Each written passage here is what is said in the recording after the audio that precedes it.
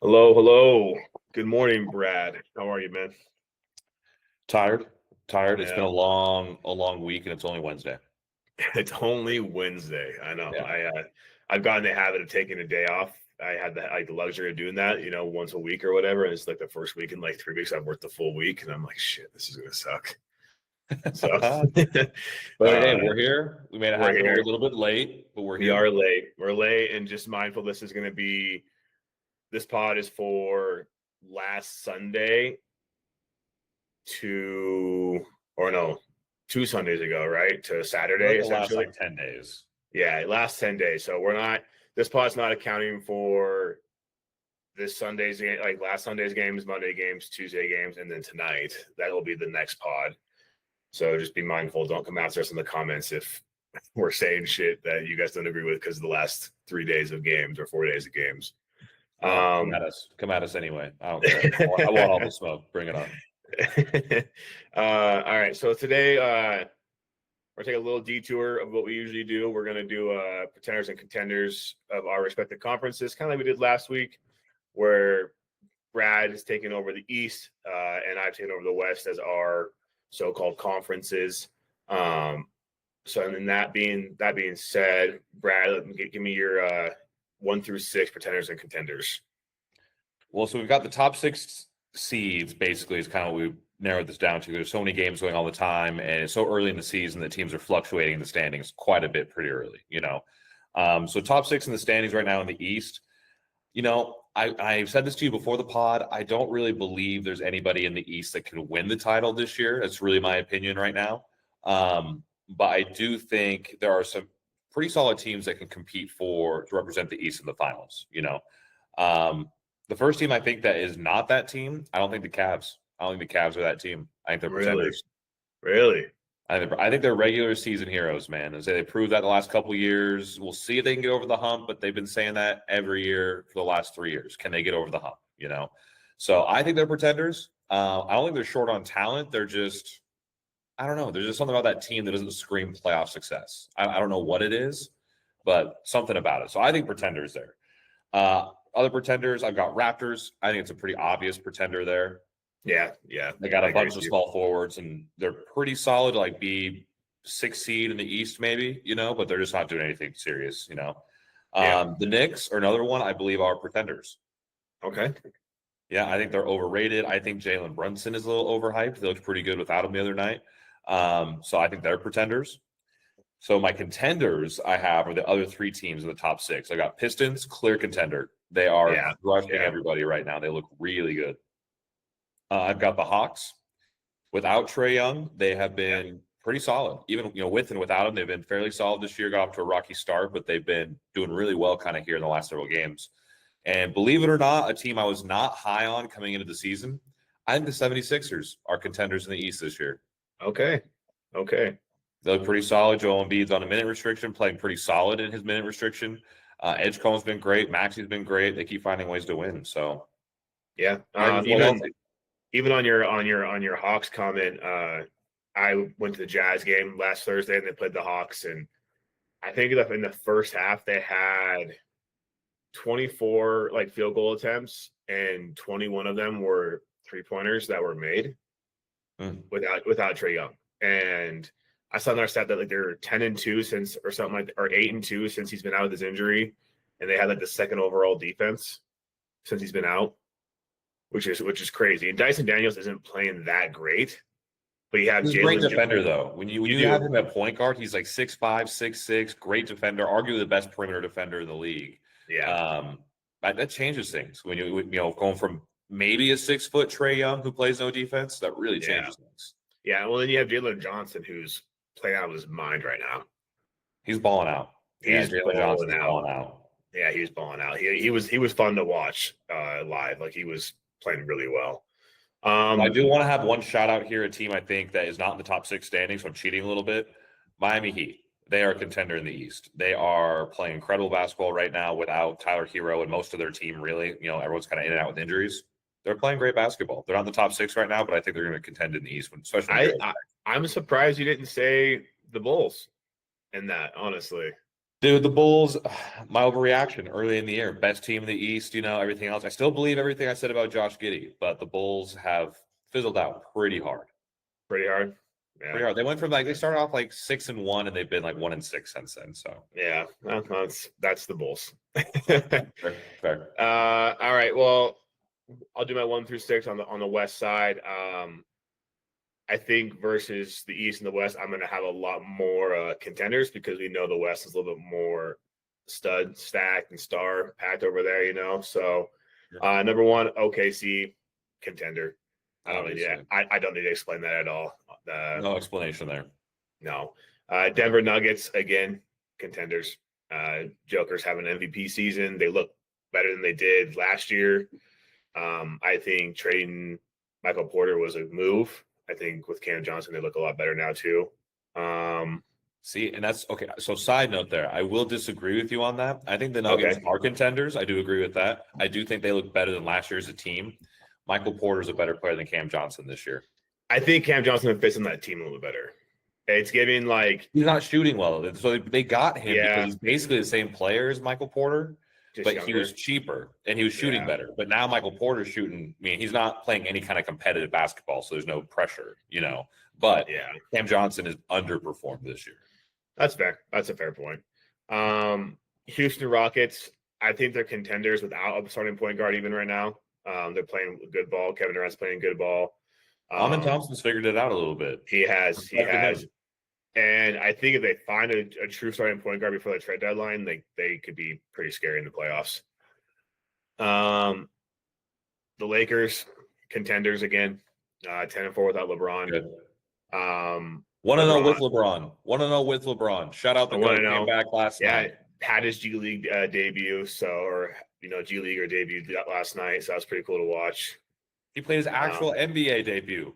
Yeah, I know. The G Leaguer had his debut last night. Oh, it was pretty cool. I was like, yeah. Side note, love that Austin Reeves comment. I liked that. Yes, that was pretty cool.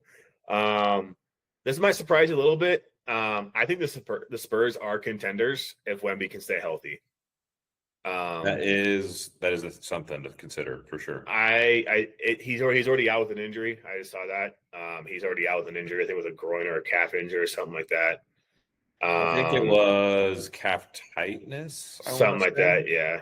I was going through the injury stuff this morning, and there's a lot of injuries right now. But if Wemby can stay healthy towards the playoff push and they can make the playoffs, I think they're going to be a scary team in the playoffs with Wemby being fully healthy. And then the 6th seed, the Suns. I think the Suns are pretenders. I mean, I think that's a pretty obvious. But how surprising have they been? They've won more games this year than I thought they'd win total. So yeah, they're very surprising. I think they're going to be like the Bulls. I think they're going to fizzle out pretty fast. Because I think you have some playing teams like the Warriors. I think are a better team. Like the Wolves are a better team. I think Portland Trailblazers are a better team than the Suns. I think those 3 teams are. I don't think those 3 teams, if those 3 teams were 6 seeds, I don't think they'd be contenders either, really, honestly. Yeah. But I think they're better than the Suns overall. So. Okay. I agree with that. I mean, I think it's a pretty obvious pretender there. They've been a pleasant surprise to see Devin Booker win some games, kind of on his own. But Grayson Allen, shout out to him for stepping up, by the way. He's averaging 20 points a game. Yeah. I can't remember what stat I saw. Did he put up 10 threes or something like that in a game or something? He had 10 threes or something like that. It was crazy. He's quietly having a great season. Yeah. And he's a good little player. I mean, he had a lot of talk around him when he came in the league as a bully and was bounced around from team to team, but he's always been a good shooter. So. Oh yeah.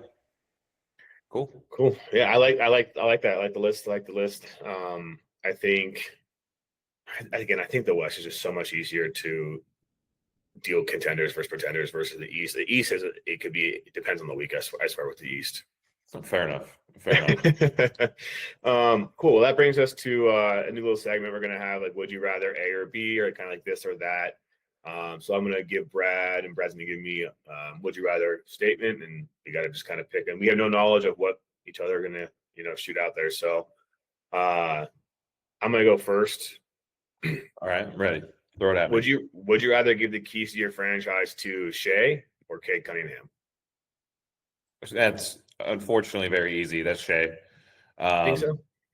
Yeah, he's got an MVP. He's got a Finals MVP. He's got a championship. He's got a scoring title. He's well on his way to his second scoring title. Like, it's Shea for sure.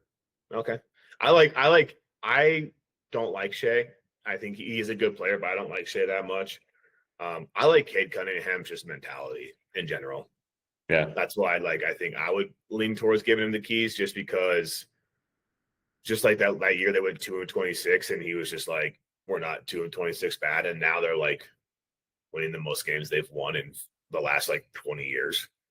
Yeah. So, it's something to take in consideration so this might be a slight overreaction for Cade Cunningham. He's been great, and he's great this year too, and they're winning a lot of games. This is a 12-game sample size, and you're taking Cade Cunningham over the guy who's done this for 5 years now, winning a title. Yeah, and that's fair. I mean? That's bold. Yeah. Bold. Yeah, that's fair. That's fair. All right. Well, I've got a would you rather for building a franchise around two. So if you had to start a franchise today, right? Okay. Fantasy draft, every player is available. You're building up right now. Cooper Flag or Luka Doncic? In light of Nico Harrison getting fired, for the Mavs being horrible, and Luka being fantastic in LA. So we're taking, or at this fantasy draft, we're taking Cooper at 19 or whatever age he is, and we're taking Luka at at 26 today. 26. If you're starting a franchise today, are you saying, hey, let's build a team around Luka, or let's build a team around Cooper Flag?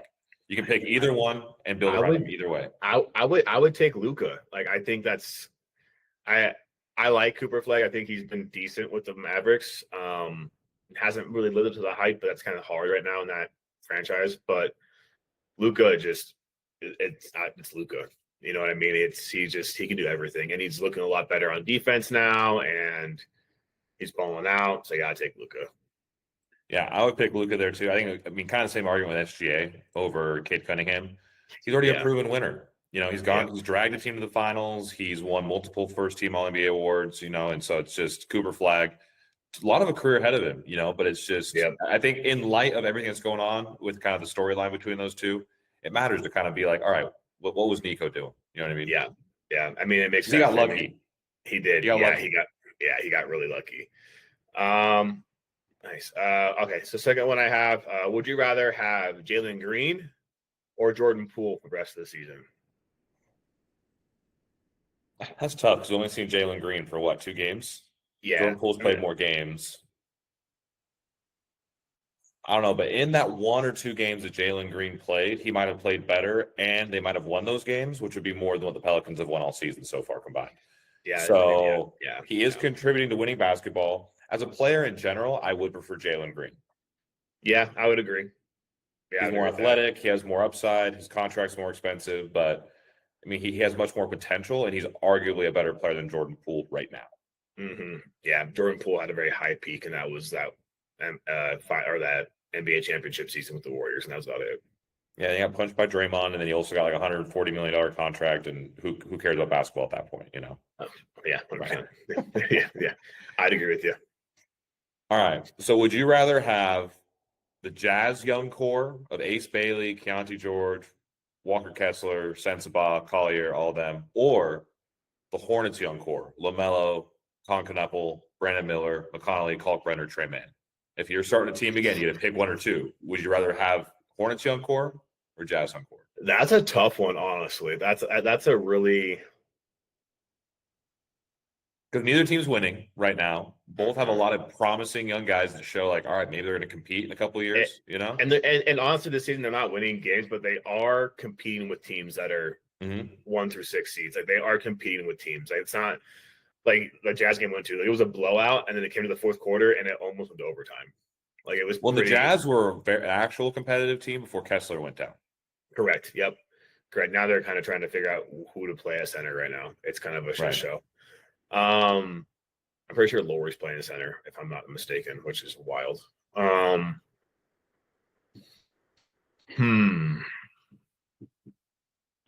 just gonna go with the home team Jazz. Honestly, I got to. I think it comes into a little bit favoritism a little bit, but also I've seen the Jazz play like live. I've never seen the Hornets play and how they play or whatnot. I've seen here and there like highlights or like games I put on. I don't turn on TV. I'm like, I'm gonna watch the Hornets game. I just don't do that. Why? I was like, no. They have the best announcer in the league, by the way. You're not wrong. You're not wrong. I also like would take. I mean, I think this is Walker Kessler's first injury he's had. LaMelo's been out with injury a couple times, and so I just don't know the uncertainty with LaMelo's health. So I'm with you there. I would say LaMelo is the wild card here. If I could trust him to stay healthy, I think it's the Hornets, no question. LaMelo is a great talent. Yeah. But since you can't trust that, I like what the Jazz are building right now. I do. I like their young group. Kessler can stay healthy. I mean, Danny Ainge was a wizard in Boston. Maybe he's building the same little machine here in Utah. So yeah, I agree with you. Like the Jazz look. I mean, I give them maybe 2 or 3 more years, maybe 2 years, and they'll be. If they can get a big contract signed this offseason, which I don't think they will because it's Utah, but they can get somebody else over here. They might be I wouldn't say it's hard. They're in the West, but they'd be a competitive team, I think, in a playoff a little bit, and not make a run, but make the playoffs at least. So at least compete, Yeah. All right.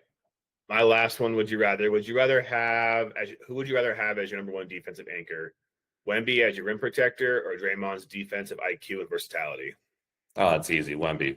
Okay.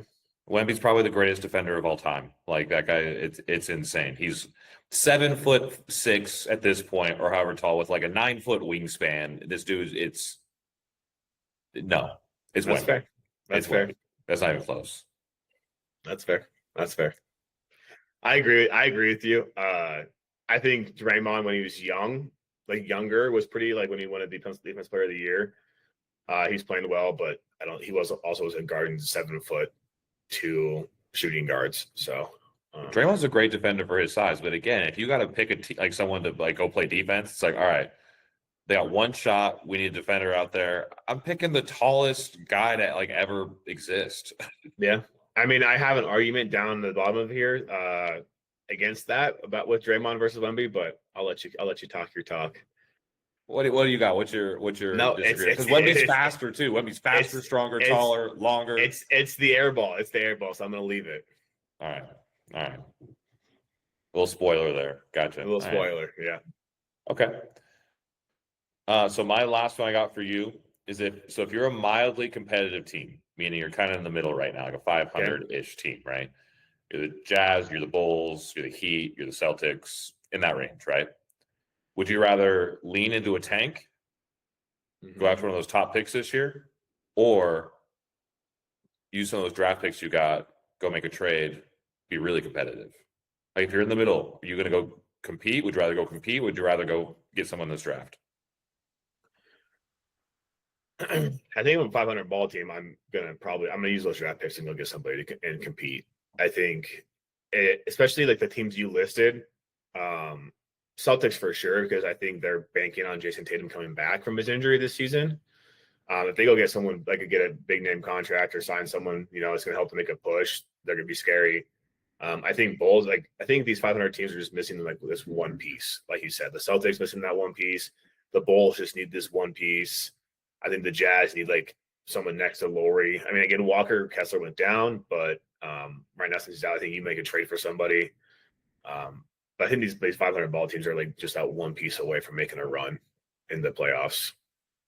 Yeah, I would argue maybe some of those teams are one piece away. So it probably depends a little bit on which team exactly you are. But this is a pretty solid draft this year. Yeah, it is.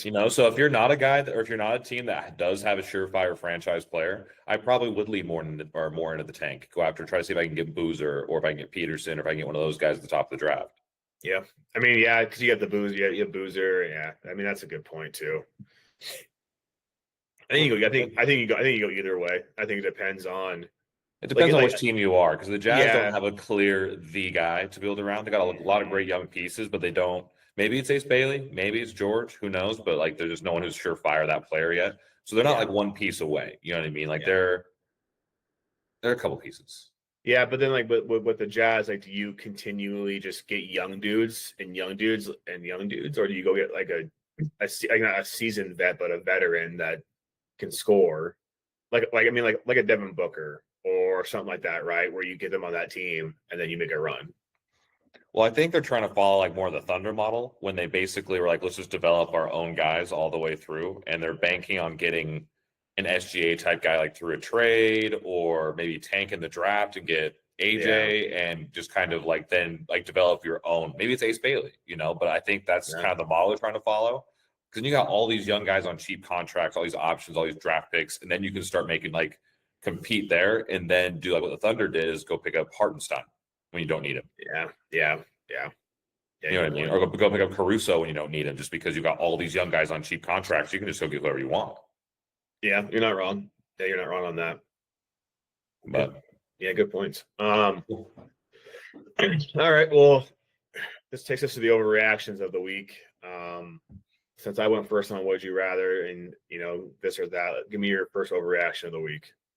First overreaction was more of an overreaction on Sunday, less of an overreaction today. Pistons are by far the best team in the East. They're the number one seed, but it's not even close. They were playing the Sixers, I think, on Saturday night.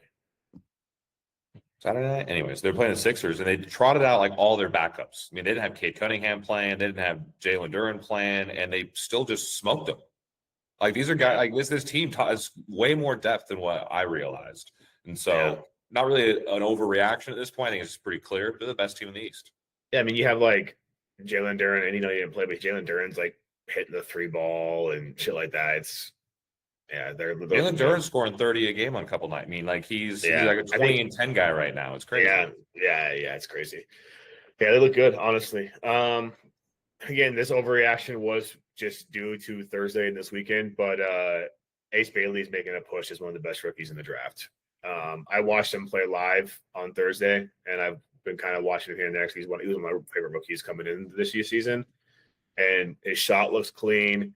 His defense definitely needs a lot of help. He's not very. He's a defensive liability. You can see that down the stretch against the Hawks. But dude, he hit like I think 4 or 5 threes. He put up 20 points. Like he looked good against the Hawks. So that's my overreaction. He's making a push as one of the best rookies in the draft. Okay, interesting. I can't say I agree with you, but I got you. That's fair. One of my overreactions now. Second one, Erik Spoelstra is the greatest coach of all time. I don't think that's an overreaction. I think that's just a plain simple fact, honestly.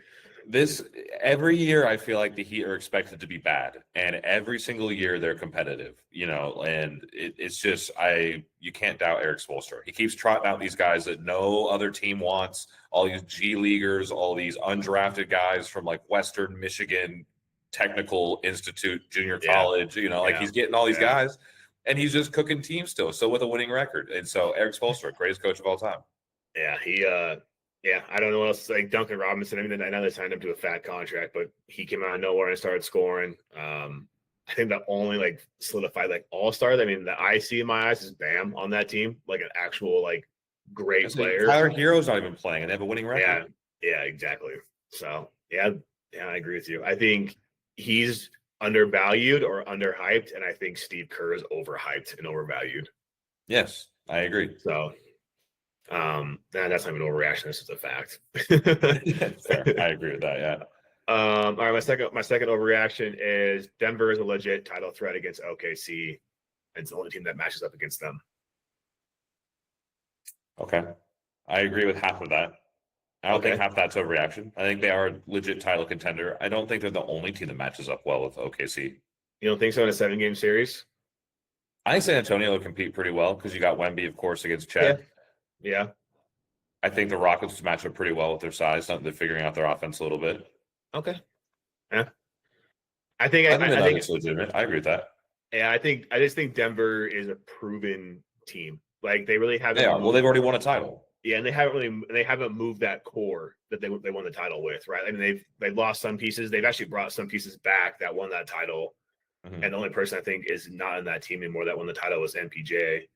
From the core pieces. The core pieces, right? But they brought back Bruce Brown. Like they have, I think is Tim Hardaway's on that team now, isn't it? Yeah, Tim Hardaway's playing well, junior, and he's playing really well on the Nuggets right now. So yeah, that's I know first half not an overreaction. Second half depends on how you look at it. Yeah, I agree. So my last overreaction here, probably my hottest take so far of the week, at least of this week, is the East is overall more competitive than the West. I've seen this going around. They're the more competitive, and there's more depth in the East and the West. Yes. So, but yeah, exactly what I mean is there's more winning teams. Yeah. Like the East is a better conference than the West as a whole, I think top to bottom right now, but the West is still better. Like they're more top heavy. Yes. Right. And so some numbers I got here. This is true as of today, actually. I updated this. In the East, there's 11 teams that have a winning record. 11 teams have a winning record out of the 15. That's crazy. That's crazy. Like unheard of. So 11 teams have a winning record, but the 5th seed in the West would be the 2 seed in the East. Mm-hmm. You know what I mean? And so the Eastern Conference, top to bottom, I think is just a better conference. But you got 5 teams in the West that are better than every other team in the league, kind of thing. Yeah, yeah. I mean, that's been the thing for. I mean, not that first half, but that second half about the West being top heavy has been a thing for a long time. But yeah, I agree. Yeah, with you. but I was expecting basically what's going on in the East right now is what I expected from the West. I expected there to be like 15 teams with winning records of like, oh my God, who's gonna like this is insane. I but know. it just hasn't been that way. It's been very clear of like, here's are the good teams in the West, these are the not competitive teams in the West. The East has been like, maybe any of these teams could pull this out, you know, which is, I guess, kind of what we expected. I just didn't imagine them to be good while they were doing it. Well, and I for sure thought like with the East, like one team like come after All-Star break and it stays the same as it is right now. That 8 seed is just one like 10-game, 11-game winning streak away from popping to the 1 seed. You know what I mean? If it stays how it is right now, right? Like they're on a crazy streak, and it happens. Mm-hmm. You know, they win 12 in a row, and they're sitting at the 2 seed going into the playoffs. And it's just like it might even be tighter than that, dude. I mean, I know it's early in the season, but like the 11th seed in the East is probably 3 games out from being a 2 seed. Yeah. Like, it's crazy. It's crazy. So not what I expected, but so that's my overreaction. East is a better conference than the West. All right, this is my hot take, big overreaction. We mentioned these guys a lot in our pod because they are a good team. I think the Lakers should trade LeBron and get young assets and more draft picks. They don't need them. You didn't watch the game last night. They don't need him. Maybe they don't need him. They were great last night, dude. LeBron took on. We're gonna side note here. I know this is like from last week, but LeBron came back last night and he played the Draymond Green role. He shot like 5 times, hit 11 points, 12 assists, 1 turnover, and they won by like 30. That's not true. They won by like 20, but still. I just don't think they need him anymore. And you're not telling me like Cleveland wouldn't give up a first-round draft pick for him just to like have a reunion? I don't think they would, but also a couple of things. One, LeBron has a no trade clause, so he can say no to go anywhere that he wants to go. But 2 is you got to match the contract too. So it's not just a matter of like if any team could just be like, here, let me just give you like a first round. But he's got like $60 million salary they got to match, you know. So Cleveland would have to give up like Jared Allen and like another piece, like some dudes on big contracts, you know. Yeah. And so there's a lot of logistics there. I don't know. I mean, is there any team that just let LeBron win in LA, man? Just let him win another one in LA. Come on. There's no reaction. I don't think they don't need him on that team. But if he assumes that role, the Draymond Green role, like then I guess that's fine. Just shoots 5 times and just gets triple doubles. Good for him. But I love it, dude. What more could you want on that team? That's a championship team. Where else is LeBron going to have a better chance at a title if he does that role and they keep winning like this? Yeah. Why would he go anywhere else? He has to just coast to a title. You're not wrong. I just don't think they need him. That's just my hot take. I don't need him on that team. Disrespectful. Every team needs LeBron James. Every team needs LeBron James. Oh shit! All right. Well, that brings my airball of the week is that take right there. That's your airball take. Yeah. No. Oh shit! I'll give you my airball since you were all so high on. I love Wemby. Don't get this mistaken. Okay, but I am taking Draymond's defense because Draymond shut down Wemby in the Spurs versus Warriors game over the week. Wemby shot 38%, 37% for the 2, had 6 turnovers, and was blocked by old man Draymond. That's all I'm going to say. Fouled. He was fouled. No, he was not. He was blocked. Fouled. They just didn't call it, probably. That's all I'm gonna say. That's all I'm gonna say. Oh, well, that says nothing about Wemby's defense at all. No, it doesn't. Just says that Wemby just got bullied by an old man. Well, that doesn't look too good. That's fair. That's a decent air ball. My air ball, I got a 2-part air ball. Okay. Both of them involve, well, it's actually mostly Nico Harrison. Yeah. Okay. All right. So Nico Harrison, air ball. What a terrible year for Nico Harrison. Yeah. Like, you make some secret trade for the greatest player in the world, or at least top 3, for Anthony Davis, basically. Yeah. Fan base hates you. You luck into the first overall pick. You get Cooper Flag. He's terrible. Your team is terrible. You get fired. Like, brutal. Yeah. What did he have going on in his head? And I saw a report. This is the 2-part thing here too. I saw a report that he's the reason that Steph Curry left Under Armour, or I'm sorry, left Nike to go to Under Armour. Yes, because they called him like Seth. I don't know what it was, but yeah. So whatever reason it was, he's the reason he left. And the second that he's fired as GM of the Mavericks, he goes back to Nike. Basically, I mean, he's not officially back at Nike, but he was wearing some Kobe's before the game after he's left Under Armour now. So that's my first air ball, Nico Harrison. Second one is kind of 2-part there. Under Armour. How do you lose Steph Curry after 13 years? He's the biggest athlete you've ever had on your brand. He's 37 at the end of his career. How do you lose that? Like, what did you do? Give him $1 billion. Give him $1 billion. Give him whatever he needs. Like, what do you do? What else do you make Under Armour? Like, and Under Armour even lost on that deal because I saw that Curry is still keeping, like, you know how like you get with these name brands like Nike and that kind of stuff. Like your brand is tied to like Nike, like Jordans are tied to Nike. Curry's keeping his brand. Like his brand is him. And that's what I mean. How do you fumble that bad? Like he's at the end of his career. It's not like he's peaking and then he's got his whole career ahead of him. What's he gonna do? Like he's about to retire. How do you lose him at this point in his career? Yeah. Give him whatever he wants. Like you're not Nike. You don't have MJ and LeBron and all these other athletes to fall back on. You have Steph Curry. Well, you had Steph Curry. That's it. You did. You had Steph Curry. I don't know what's bigger airball. Nico Harrison fumbling the entire franchise of the Mavericks or Under Armour fumbling the greatest point guard of all time. That's why I had to do a 2-part. That's 2 massive air balls. They had to be discussed this week. They needed to be brought to the table. And it's just crazy how you point that I remember seeing that, but Nico's tied to both of those somehow, you know? And that's why it's also partially why it's a 2-part, because Nico Harrison really needs to understand. He needs to have his timeout. He needs to go to timeout. That's what he needs. We could just rename this airball take just the Nico Harrison take. And it's just every time just talk about how Nico Harrison fumbled something in his life. Let's just name the airball take the Nico Harrison Award. Yes. This week's Nico Harrison Award. It has to be. Like moving forward, it has to be because it's just how do you do that? Fuck. All right. Well, like Brett said, the pod will be probably posted Wednesday or not tonight, but tomorrow night on YouTube. I appreciate the views on YouTube. We did our first short. I didn't tell you this, Brad, but we did our first short on YouTube. We got over 1,000 views on it. So that was pretty cool. I appreciate the support on that, guys. Keep up the support. We do appreciate it. Keep up with the comments.